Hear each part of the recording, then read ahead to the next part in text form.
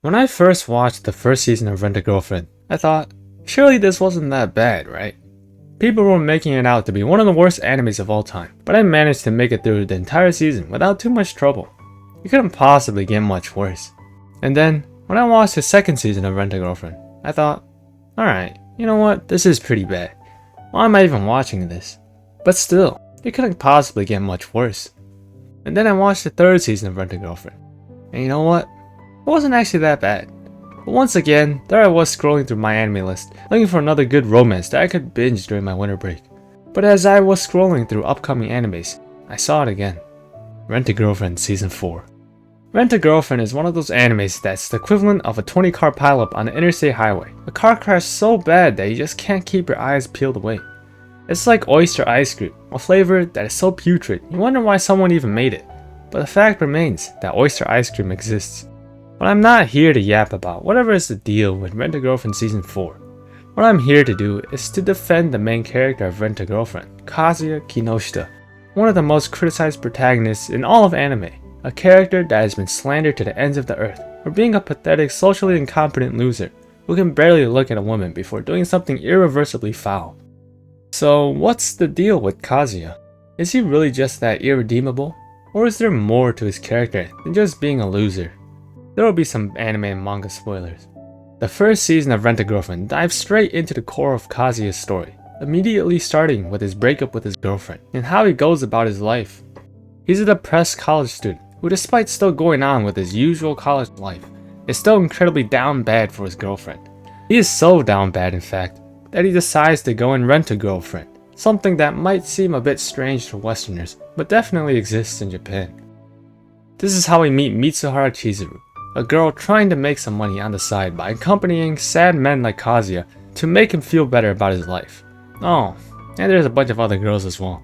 And so, we get to one of the big issues people have with Kazuya. He's extremely pathetic. One of the very first things we get in the anime is him doing some devious things while contemplating his past failed relationship and how lonely he is. We see his inner thoughts, which constantly are extremely fantastical and desperate, and his reactions to even the most basic gestures are over the top and embarrassing. On his numerous dates with not only Chizuru, but the several other girls in the series, we don't see the usual harem protagonist Giga Chad character who is super confident and gets whatever he wants. Kazuya is pretty much the opposite of that.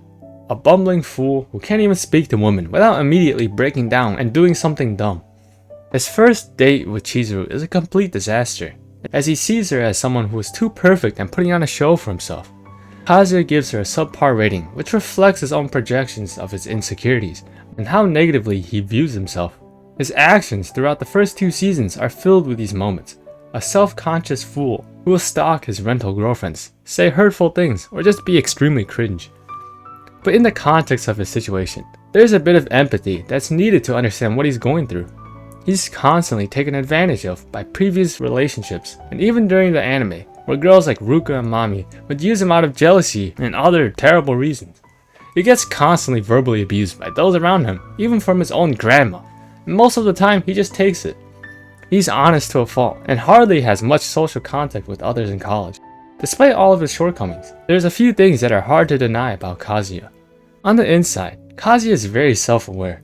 He knows that he's pathetic, but he tries to be kind and selfless regardless of what others think.